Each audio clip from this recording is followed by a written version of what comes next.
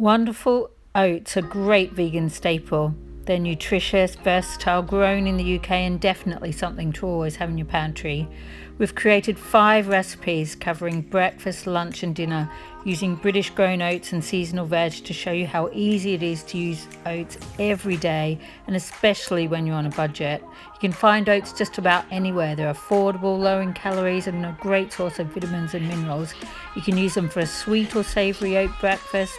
You can make your own oat milk, which is much cheaper than buying at the supermarket.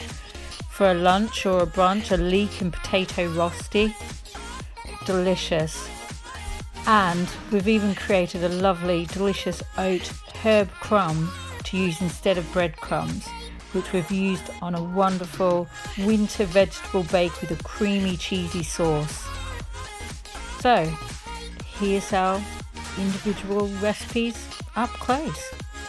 We've got our wonderful savoury miso oats with leek leaves and our homemade oat milk, potato and leek rosti.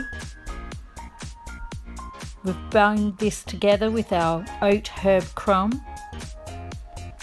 And here's our wonderful winter vegetable bake with a creamy cheesy sauce and the delicious oat herb crumb topping, adding some great texture.